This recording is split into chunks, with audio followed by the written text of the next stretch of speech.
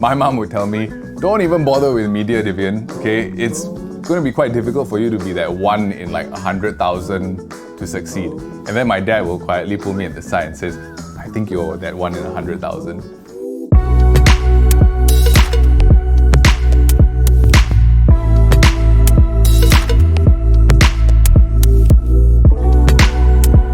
Hi, my name is Divian. I've been in the media industry for about, I think, 13 years now. Been on radio for the majority of that time. So now I'm on Kiss 92 with Maddie, Jason and Divian in the morning from 6 to 10 in the morning.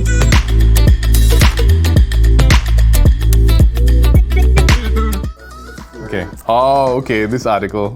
Yeah, I've seen a lot of buzz around this article and I think a lot of my media friends were also very upset about it.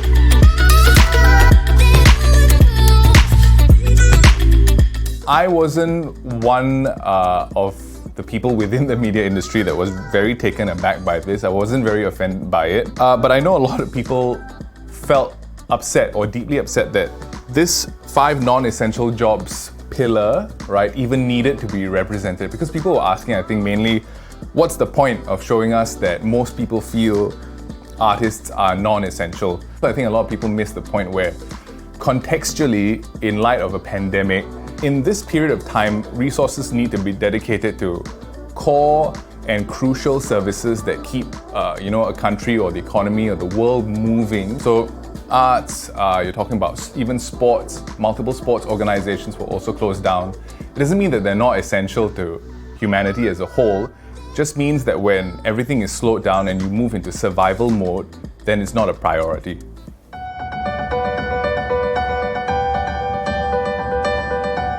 Maybe don't assign your vocation to your personal identity. And the way I see that in the way a true artist should be, right, is that when you create something to put it out in the world, however they want to call you, term your work, however the audience reacts to the work that you do should be secondary to the fact that what you are creating, the purpose that you feel is attached to the work that you want to introduce into the conversation of the world, is more important.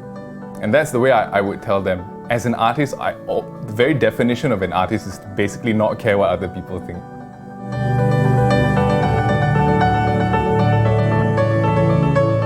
Definitely, first hit was my emceeing jobs, for outdoor events, because gathering in crowds was just not a practical thing to do. And that definitely resulted in some loss of income.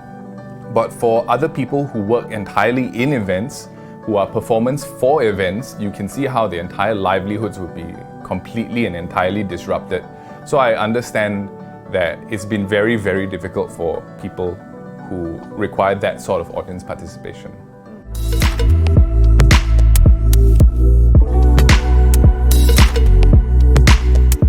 I think it's very laudable. I definitely respect the people who, had to, in some part, put their ego aside. I don't mean ego in a negative sense. I mean, you need to obviously be proud of who you are and what you do. And to deviate from that and take on a different position, not that the position is less, by the way. I'm not saying that food delivery services are lower, but just to move into something unfamiliar, to start all over again, to start afresh, and then to have to do it for survival, to feed your family when you're already established in a different field can be very difficult. So hats off to those people. I really, really respect them.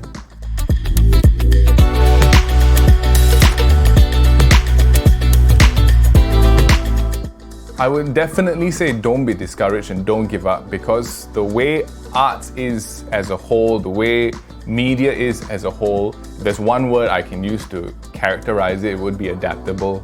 And as we move on into a new world, even with a 12% GDP shrinkage, and entire industries being wiped out because platforms don't exist anymore, I think new platforms will emerge. I think the incentive and the drive to move into a digital economy will be stronger than ever.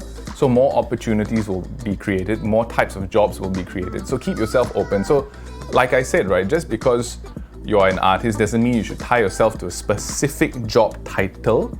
I think that you should understand that as an artist, as a performer, as anyone in the media industry, a lot of what you do is essentially creating. So if you look at it from that point of view, where you can create is more important lah. And so always look for new opportunities to create. And that's what I've done with my company. And you can see like over time, even industries before the pandemic also had to do that. They had to adapt. Like you'll see older traditional media like radio or print having to move into a digital space. It's just the way of the world, and it's just happening much faster today because of the pandemic.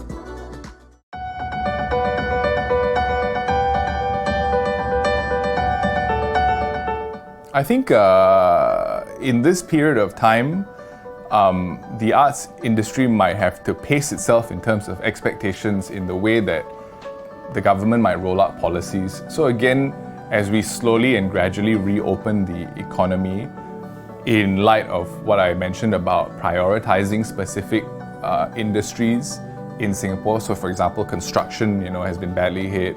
There have been a lot of grants and schemes that have been rolled out, through the 4 successive budgets. Not all of them cover what is essential to a performer or an artist or media person, but I think eventually in the upcoming months there will be much more support.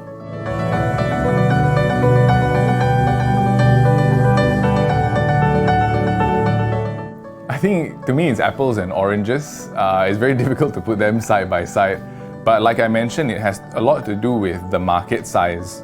If you're talking about the S-League or our basketball associations as such.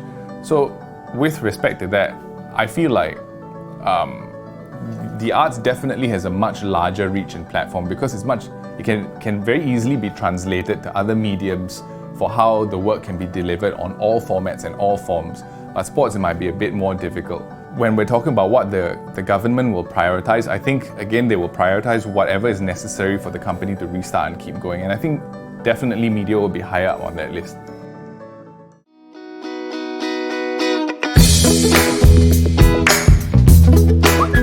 I think Singapore is always battling between 2 different paradigms, one of idealism and one of pragmatism. And they're both embodied by my parents. So let me maybe start from that as a frame of reference, right? My mom would tell me, don't even bother with media, Divian, okay? It's going to be quite difficult for you to be that one in like 100,000 to succeed. And then my dad will quietly pull me at the side and says, I think you're that one in 100,000. And it was important for me to have both of those mindsets because it helped me become very careful as I was navigating my career path. But it didn't stop me from being hopeful either, and that's the same kind of mindset and mentality I pass on to my kids.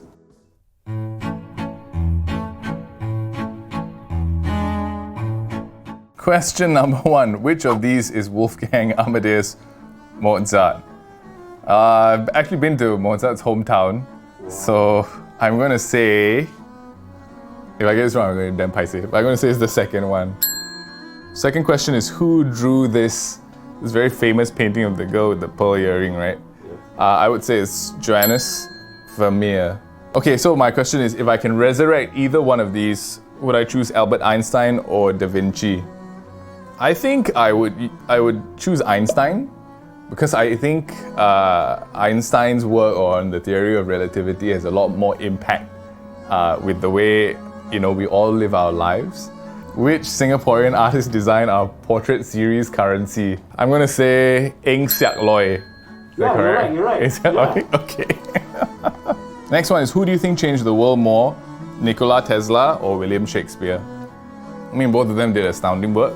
I will say, again, based on impact on the world, culturally it was Shakespeare, of course, but Nikola Tesla did invent the whole AC, alternate current system, and that gave light to the continuation of the Industrial Revolution. So I would say Tesla, and he also inspired Elon Musk. So, if you are feeling unwell, what would you do? See a doctor, lie in bed, and listen to music? Tough question. Think I might see a doctor. What did Alexander Graham Bell invent? Telephone? Yeah, the Bell Company. Who wrote our national anthem? Zubir Said, that's for sure. Who is the local actor who featured in 2012 The Dark Knight, Captain America, Winter Soldier? What's his name? Chin Han? Wow. Chin Han? Yeah, Chin Han. Wow. Name all the radio stations under SPH Radio. This is going to get me into trouble. Yeah. UFM, How FM, Kiss 92, 1FM, and Money. Go. All right. All right.